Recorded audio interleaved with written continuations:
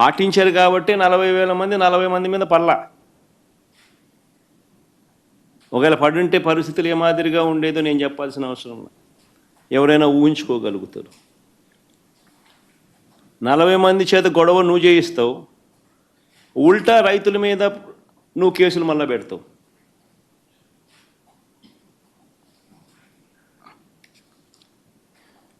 నేను అడుగుతా ఉన్నా చంద్రబాబు నాయుడు గారిని, ఎందుకు ఇంత భయపడతా ఉన్నావు, ఎందుకు ఇంత అసహనం అని అడుగుతా ఉన్నా చంద్రబాబు నాయుడిని. ఈరోజు రాష్ట్రంలో ఏ పంటకు గిట్టుబాటు ధర రాని పరిస్థితిలో రైతు ఈరోజు వ్యవసాయం చేస్తూ ఉన్నాడు. వరి కొనుగోళ్లకు సంబంధించి రైతు 300 రూపాయలు తక్కువ రేటుకు ధాన్యం మొన్న అమ్ముకోవాల్సిన పరిస్థితి దళారులకు. చంద్రబాబు నాయుడు గారి పుణ్యాన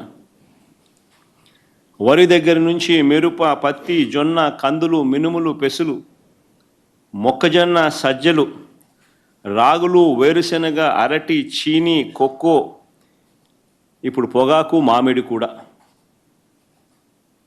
ప్రతి పంట కూడా ఏ పంటకు కనీస మద్దతు ధర రావడంలా.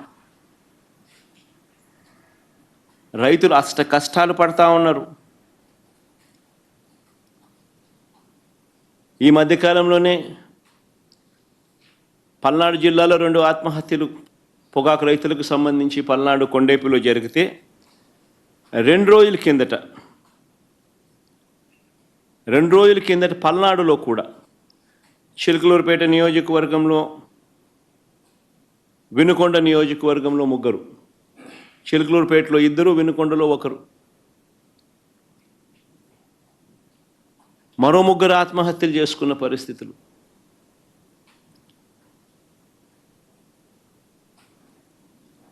ప్రకాశం జిల్లాలో మన కళ్ళ ఎదుటే ఒక 2 ఆత్మహత్యలు జరిగితే మరో 3 ఆత్మహత్యలు కళ్ళ ఎదుటే కనిపిస్తూ ఉన్నాయి. అయినా కూడా ఈ ప్రభుత్వం పట్టించుకునే పరిస్థితి లేదు. అయినా కూడా రైతులకు తోడుగా నిలబడే కార్యక్రమం అంతకన్నా జరగడం లేదు. ప్రజల సమస్యల పట్ల ఎవరైనా కూడా గొంతు విప్పితే చాలు, చంద్రబాబు నాయుడు గారు నోట్లో నుంచి వచ్చే మాటలు ఏ స్థాయిలో ఉన్నాయనంటే భూస్థాపితం చేస్తాడట. ఆశ్చర్యం కలిగించే విషయాలు. 76 ఏళ్ల వయసు ఆయన,